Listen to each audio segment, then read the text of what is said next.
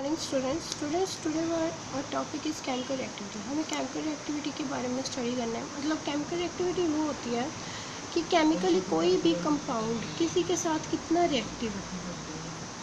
Chemical reactivity means any element which is present in periodic table, how much it is reactive to the reaction like with oxygen और any other compound. तो हमें उसके बारे में study करना है। पहले हमें देखना है chemical reactivity across the period देखनी है और डाउन द ग्रुप देखनी है। ठीक है बच्चे, दो जगह देखते हैं हम, पीरियड के अक्रॉस देखते हैं और डाउन द ग्रुप देखते हैं। तो अब हमें पीरियड, अगर देखो हम मूव करते हैं from left to right in a period, मतलब इधर से इधर जाते हैं, तो जो केमिकल रिएक्टिविटी है पहले डिक्रीज़ होती है फिर इंक्रीज़ हो जाती है।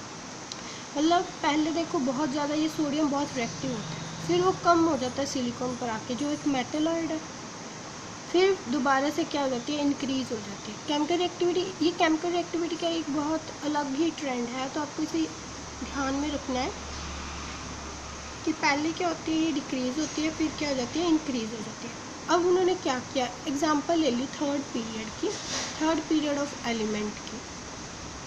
इसे पॉइंट को क्लियर करते हुए इन्होंने कैसे किया कि third period element shown above, ये थर्ड पीरियड एलिमेंट है, इन्हें दिखाया गया। Sodium is very reactive element, sodium बहुत ही ज़्यादा रिएक्टिव एलिमेंट है। और जो मैग्नीशियम है सबसे लीस्ट, तो उससे सोडियम से कम रिएक्टिव है। एल्युमिनियम उससे कम रिएक्टिव है। फिर वो कहते हैं सिलिकॉन है, वो तो केमिकली रिएक्ट ही नहीं करता, लीस्ट रिएक्टिव है थर्ड पीरियड में। फिर वो कहते हैं फॉस्फोरस आ गया, फॉस्फोरस क्वाइट थोड़ा सा रिएक्टिव हो गया। और वो कहते हैं सल्फ़र आ गया, वो थोड़ा सा और रिएक्टिव हो गया। क्लोरीन बहुत ज़्यादा रिएक्टिव है। तो कहते हैं कि ऐसे क्यों हुआ। वो कहते हैं हाउ, ये तो सारा एक्सपेरिमेंटली उन्होंने डिटरमाइन किया था। ये तो पहले डिक्रीज़ हो रहा है, फिर एकदम ख़त्म ही हो गया। मतलब देखो ये ऐसे ऐसे पहले डिक्रीज़ हो रहा है, फिर थोड़ा थोड़ा बढ़ता गया, ऊपर हो गया, मतलब एक वी शेप बन गई। ठीक है, तो आपको ये याद रखना है कि भी पहले वो कम हो रही है रिएक्टिविटी, फिर इंक्रीज़ हो रही है, मतलब पहले कम फिर क्या है, इंक्रीज़ हो रही है। तो अब वो कहते हैं कि ऐसी वेरिएशन आई ही क्यों, why this variation is shown to us, हमें ये वेरिएशन दिखी ही क्यों।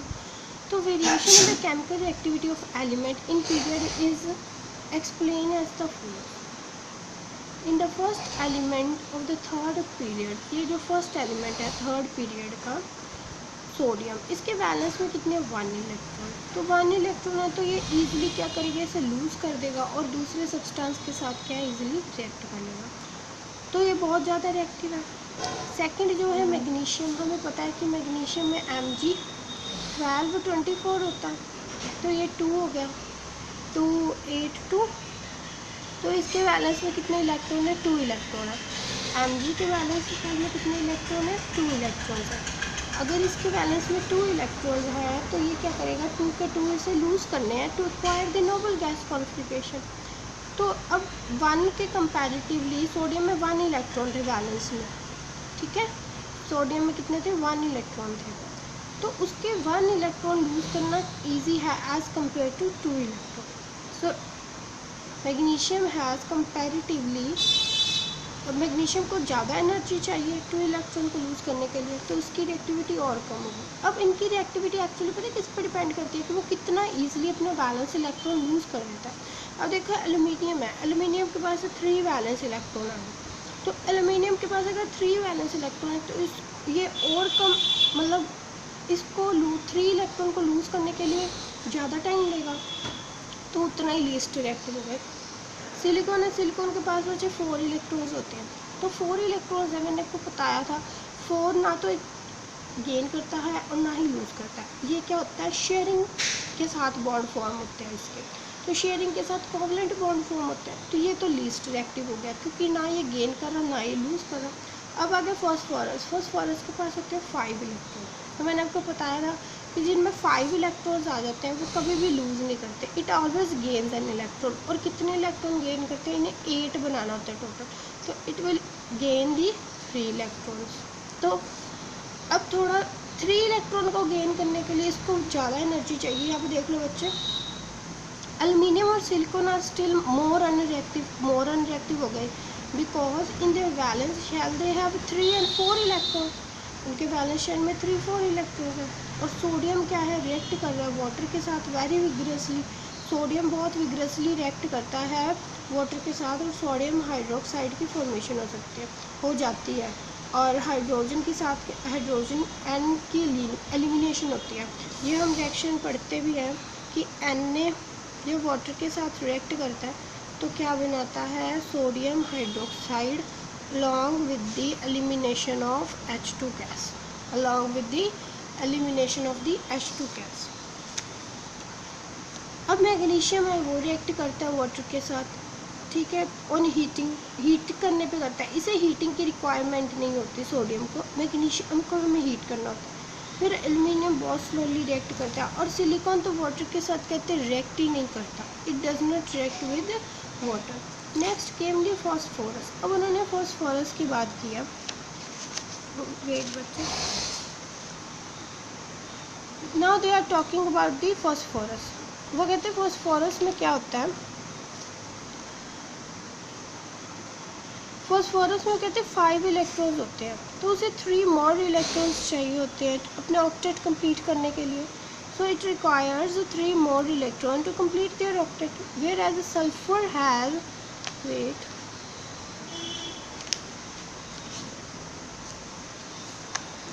whereas sulfur has 6 electron in their valence shell and 2 more electron। Sulphur के पास 6 इलेक्ट्रॉन है, उसको 2 चाहिए। मैंने आपको भी बताया कि फॉस्फोरस के पास 5 है तो इसे 3 चाहिए। सल्फर के पास 6 इलेक्ट्रॉन है इसके वैलेंस में, so it needs 2 electron to acquire the octet. whereas chlorine has 8 electron, 7 electron in valence shell, तो इसको कितने इलेक्ट्रॉन चाहिए, 1 इलेक्ट्रॉन चाहिए। Need 1 more electron to complete its octet. अब हमें क्या करना है कि इसका हमें स्ट्रक्चर डिटरमाइन करना है बच्चे।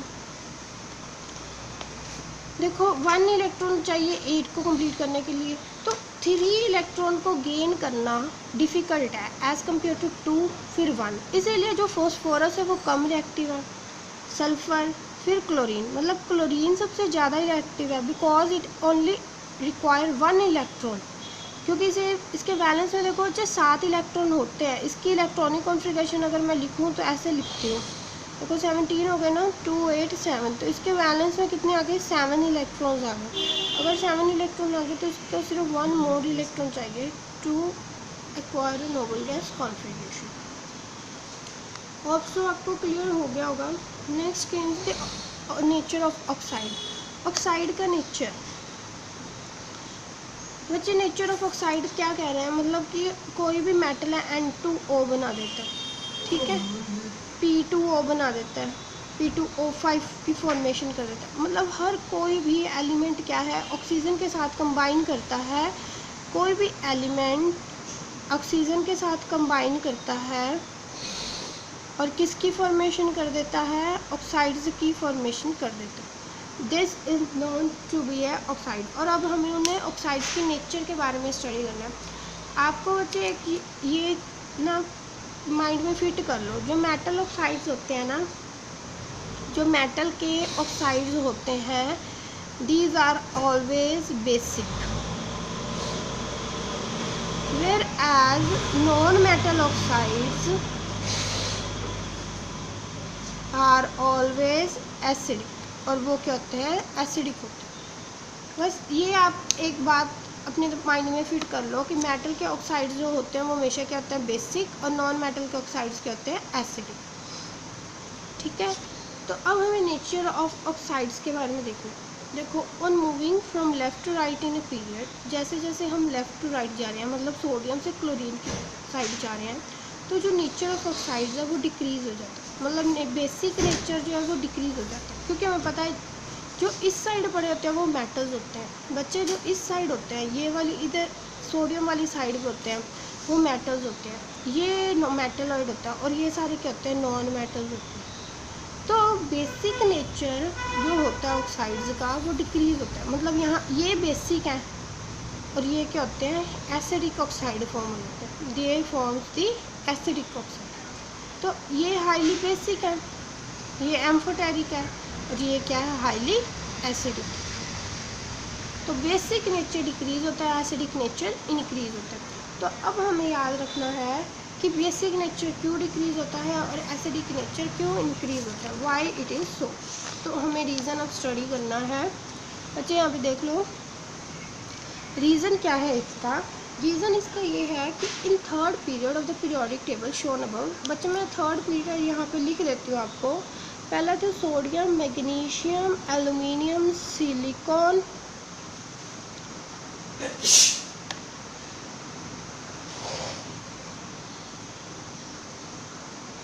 Phosphorus, sulphur and chlorine.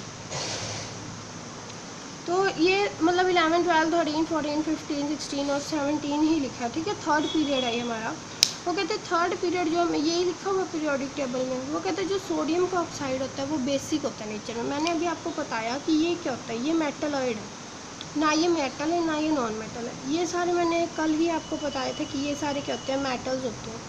और ये सारी क्या होते हैं, ये हमारी सारी होती है नॉन मेटल्स होती हैं। तो हमें पता है कि ये सारे सोडियम के ऑक्साइड्स होते हैं वो बेसिक नेचर के होते हैं, और मैग्नीशियम का ऑक्साइड्स जो होते हैं लेस कंपैरेटिव बेसिक होता है। सोडियम सबसे ज़्यादा और बेसिक है, फिर मैग्नीशियम कम है, एल्यूमिनियम उससे भी कम है, और सिलिकॉन का ऑक्साइड तो एम्फोटेरिक हो जाता है। एम्फोटेरिक मीन्स ना वो बेसिक होता है ना वो एसिडिक होता है, न्यूट्रल ऑक्साइड होता है, तो उसे हम एम्फोटेरिक कह देते हैं। जो फॉस्फोरस का ऑक्साइड है वो भी क्या होता है, एसिडिक होता है। सल्फर का ऑक्साइड उससे ज़्यादा एसिडिक हो गया। बच्चे ये देखो ये यहाँ पे बेसिक करैक्टर डिटरमाइन करना है, मतलब ये ज़्यादा है, फिर ये कम बेसिक है, उससे कम ये न्यूट्रल हो गया, फिर ये एसिडिक हो जाता है। ये सबसे कम एसिडिक है। अगर मैं आपसे पूछूँ in third period which is the least acidic oxide, तो ये है phosphorus, least acidic. If I am going to ask which is the more acidic oxide, then you have to answer the chlorine. Chlorine जो है सबसे highly acidic है in nature. तो हमें discussion से ये पता लग गया कि जैसे जैसे हम थर्ड पीरियड में मूव कर रहे हैं, बेसिक करैक्टर एलिमेंट्स का क्या डिक्रीज़ हो रहा है, लेकिन एसिडिक करैक्टर ऑक्साइड्स का क्या इंक्रीज़ हो रहा है। तो अब हमें एनसीईआरटी की ये दो प्रॉब्लम्स हैं, ये हमें सॉल्व करनी है। अब क्या कह रहा है, वो कहता है कि मैंने आपको एटॉमिक रेडियाई दे दिया है एलिमेंट्स का सेकेंड पीरियड में। सेकेंड पीरियड है आपको दे दिया, वो कहते अरेंज करो in elements in the decreasing order of atomic radii. Radii तो हमें दिया ही हुआ है, डिक्रीजिंग ऑर्डर में बस अरेंज करना है। मतलब पहले सबसे बड़ा वाला देखो 152 वाला जो वो सबसे बड़ा है, तो पहले 152 वाला लिख दो, फिर उसके बाद ये फर्स्ट आ जाएगा, फिर 111 वाला ये सेकंड आ जाएगा, ठीक है। बच्चे देखो यहाँ पे कुछ नहीं करना, wait,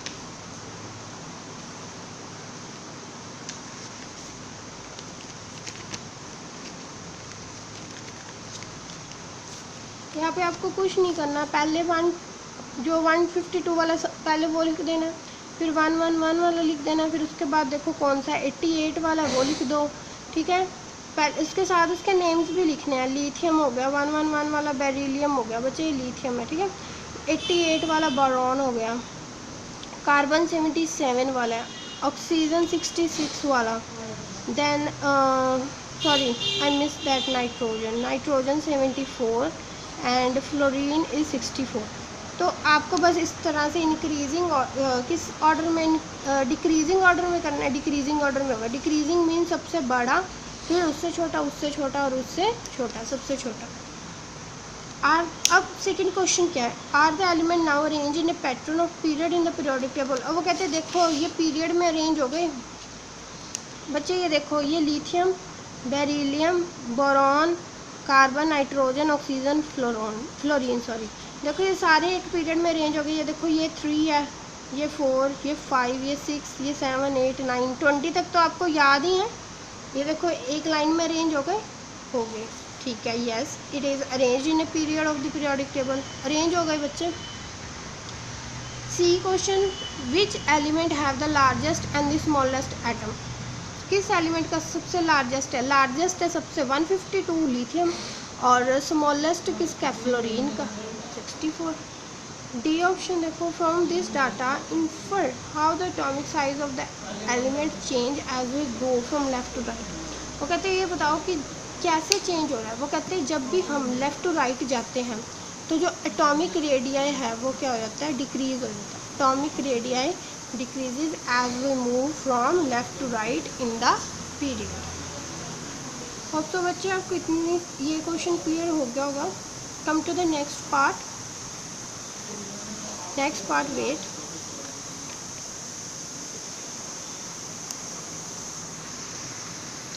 By considering the position of the periodic table, wait बच्चे.